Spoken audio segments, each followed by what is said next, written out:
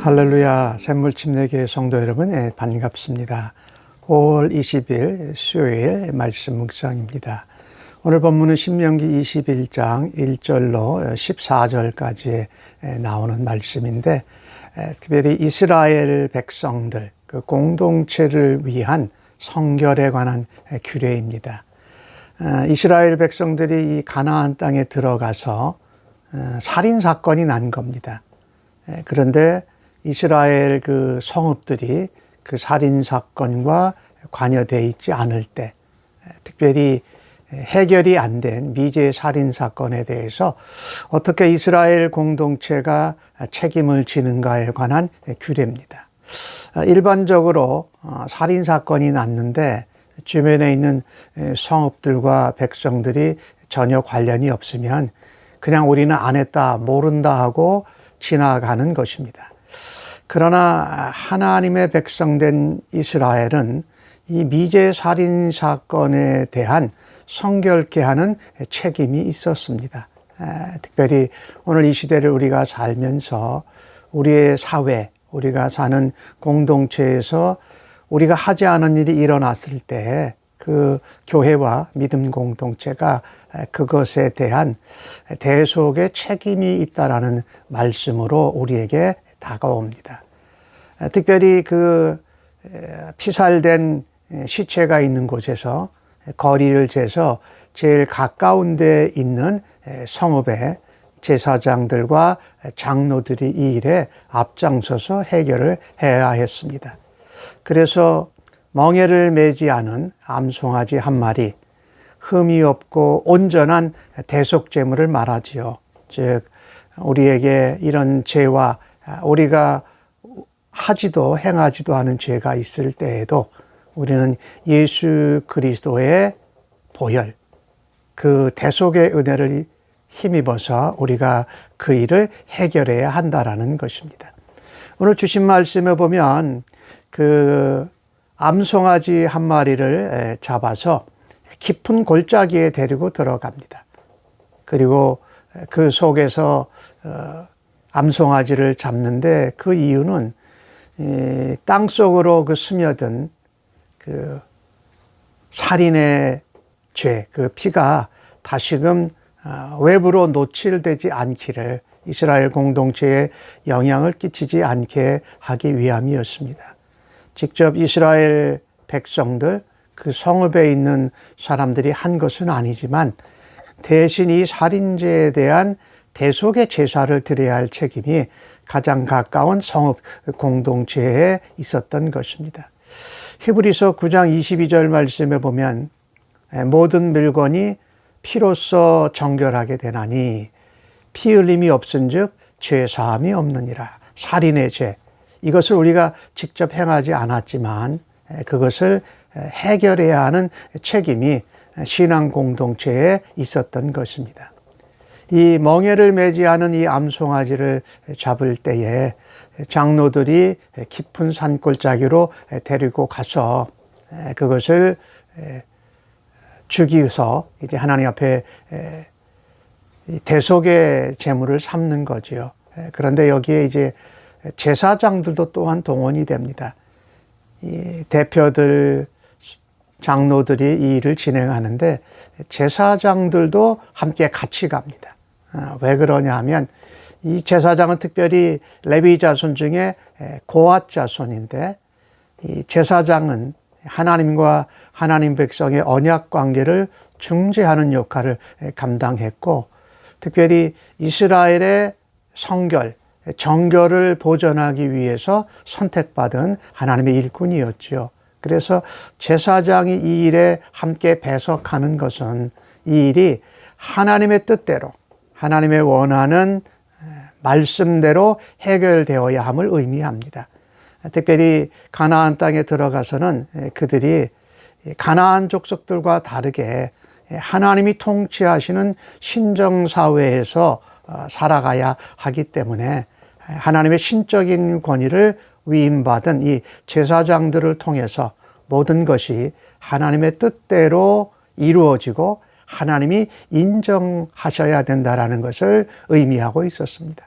오늘날은 이 신적인 권위는 하나님 성경 말씀에 있지요.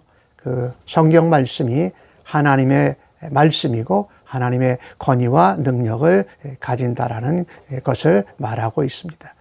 오늘 이 성읍 대표들, 장로들은 자신의 성읍이나 자신의 성읍에 속한 사람들이 이와 같은 살인의 죄를 범하지 아니하였다라는 것을 하나님 앞에 말씀을 드립니다. 우리의 자손이 피를 흘리지 않았습니다. 우리는 보지도 못했습니다. 이 무죄한 피를 우리 이스라엘 공동체, 우리 성읍에 머무르게 하지 마옵소서라고 그렇게 하면 용서를 받았던 것입니다. 물론 그들이 범한 것은 아니었지만 그래서 이 흘린 피로 인하여서 사함을 받게 되었습니다. 오늘날 우리가 예수 그리스도의 보혈로 하나님께 죄가 없다고 가림을 받고 정결함을 받는 원리와 똑같습니다. 그래서 우리가 실제 행하지 않은 죄라도 하나님의 믿음의 공동체 교회는 그 일을 놓고 하나님 앞에 대속의 은혜를 의지하면서 하나님 앞에 이와 같은 마음과 믿음을 가지고 행해야 할 것입니다. 특별히 순결한 암송아지를 죽여서 대속하는 것을 통해서 죄를 우리가 범하지 않았지만 씻어내야 했습니다. 실제로 이 암송아지를 통한 의식을 통해서 제함을 받았다 할지라도 그 당사자가 나타나면 그 당사자는 그 죄의 살인죄의 대가를 치르러야 했습니다.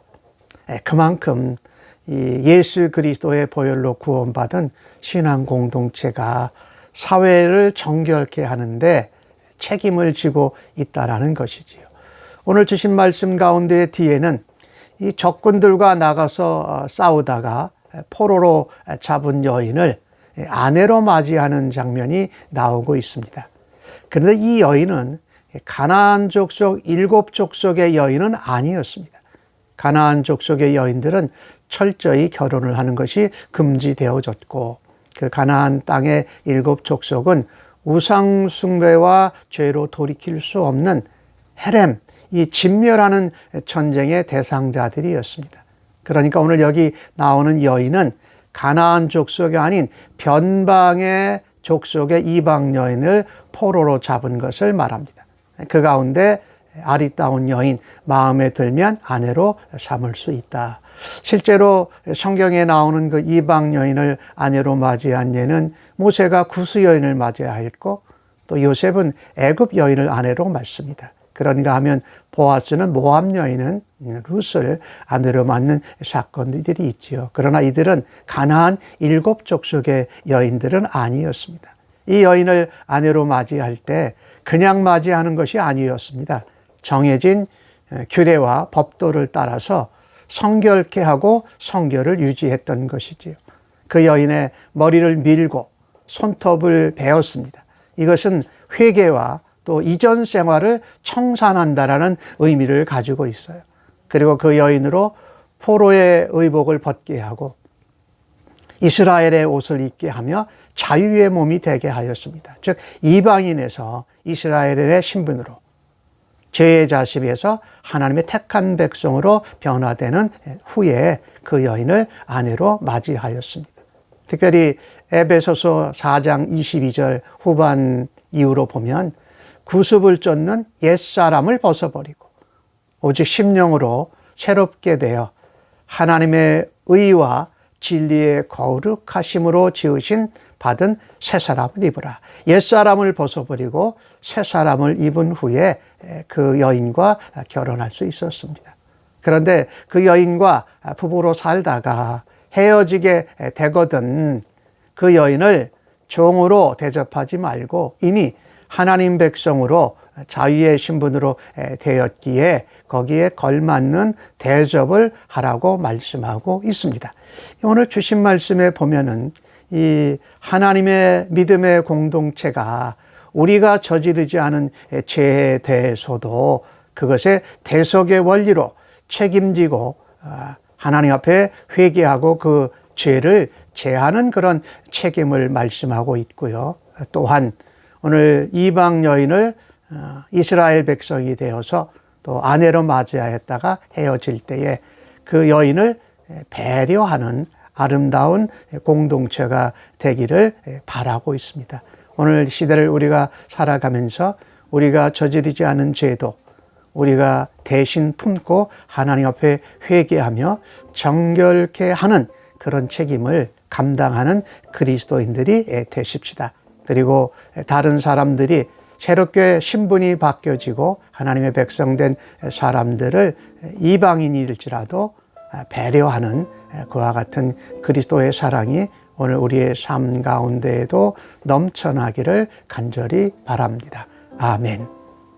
하나님 감사합니다. 오늘 주신 말씀을 통하여서 그리스도인이 사회와 또 우리가 범하지 않은 죄까지도 하나님 앞에 대속의 원리를 따라 회개하고 정결 예식을 행해야 하는 책임이 있음을 또한 다시 한번 깨닫게 해주셔서 감사합니다. 사람들을 대할 때에 이전의 신분이나 모습만 가지고 대하지 않고 변화되고 그리스도 안에서 자유인 된 것을 배려할 줄 아는 그리스도인의 마음이 있게 하여 주옵소서.